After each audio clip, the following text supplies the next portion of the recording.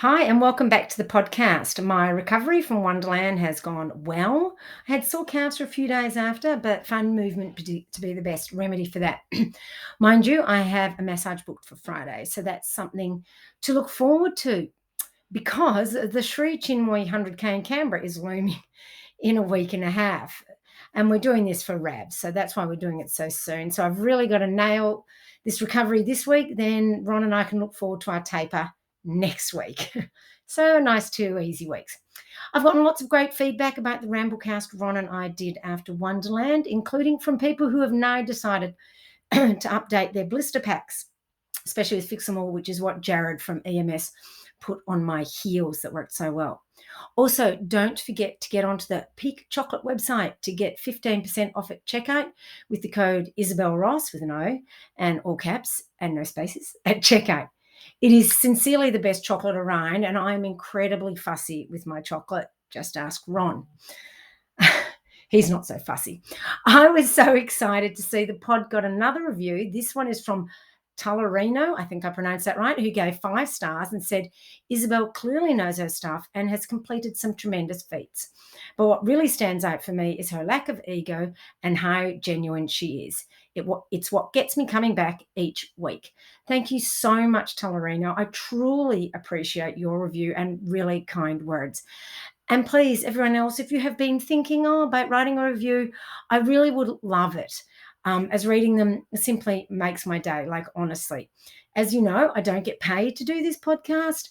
The reviews are my payment. So thank you ever so much in advance. And of course, not only that, as in I love reading them, but reviews actually help promote the podcast so other runners looking for running podcasts will be able to find it easier. Now, as you may or may not know, as the case may be, the other day I announced a new 28-day mindfulness challenge that I'm running from the 19th of September. So, mindfulness is the quality of being present and fully engaged with whatever we're doing at the moment, free from distraction or judgment, and also being aware of our thoughts and feelings without getting caught up in them. While a lot of people want to be more mindful in their day-to-day lives and their running, they neglect the most important part, consistently turning up every day to do mindful activities with a plan or some sort of accountability in hand. This makes it really hard to make mindfulness an ingrained habit. And that's why I created this challenge. It gives you everything you need to practice consistently so you can develop the habit of mindfulness. And here's what you get as part of the challenge, a 28-day challenge, obviously. Um, Activity and journaling booklet, which I will be sending out in 7-day blocks so that you can just focus on the 7 days at a time. You'll be part of a private Facebook group where all the members of the challenge can share their experiences and support each other. And these sorts of community groups are so important.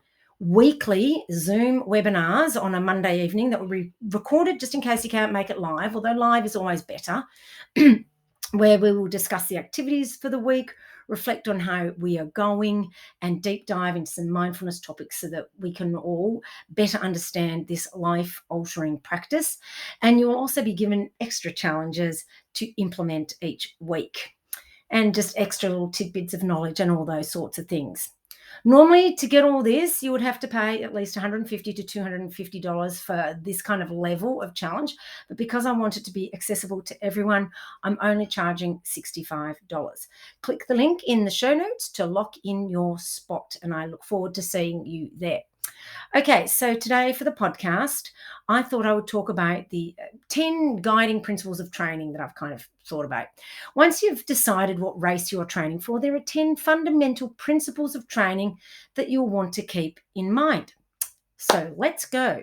Number 1, train with the body and the fitness you have. We all possess a distinct physiology and have a unique potential.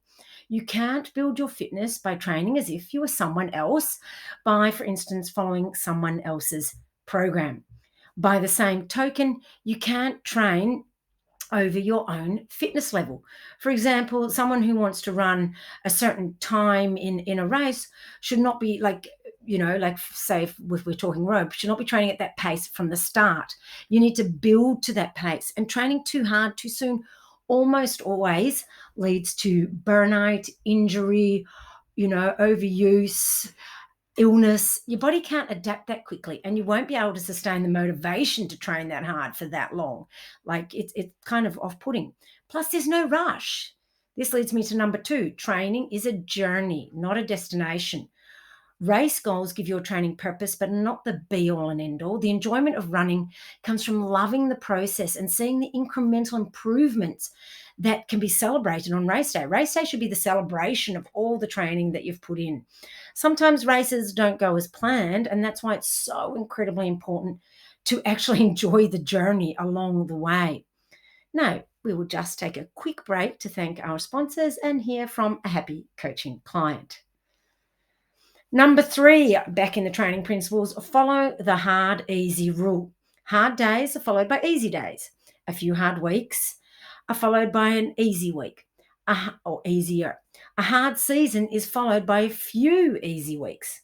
This is another reason why I recommend completing your strength training on your quality session days, so as to keep your hard days hard and your easy days easy.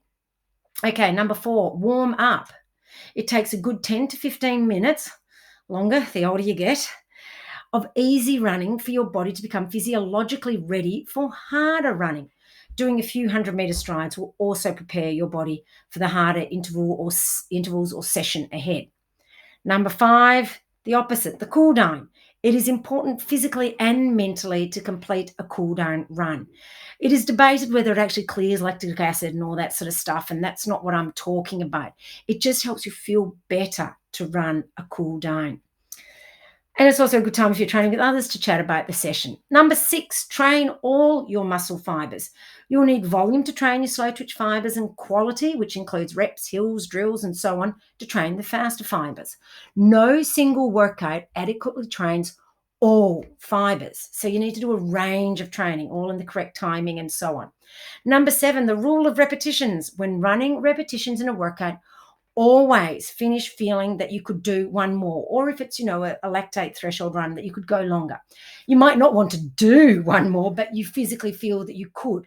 And this protects you from overtraining. You should not be training to exhaustion in your quality sessions. And that's also, you should still have the energy for the cool down, definitely. Number 8, the value of hills. Even if your race doesn't include hills, they are an incredibly valuable training stimulus. Include long hill runs, long hill repeats, short hill repeats, and even sometimes short downhill sprints. I include these in athletes' programs very judiciously, but they work incredibly well.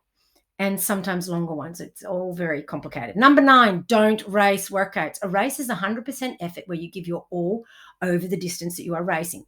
You should reach the finish line knowing you gave your all, but that you will have a season break to recover.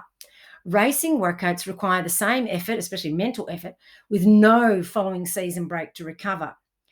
Thus, you will end up overtrained. Number 10, it's better to arrive at the start line undertrained than even slightly overtrained. Undertrained, you'll feel good and you know that you can always improve. Overtrained, and you'll run the race feeling like crap, which will be reflected in your results.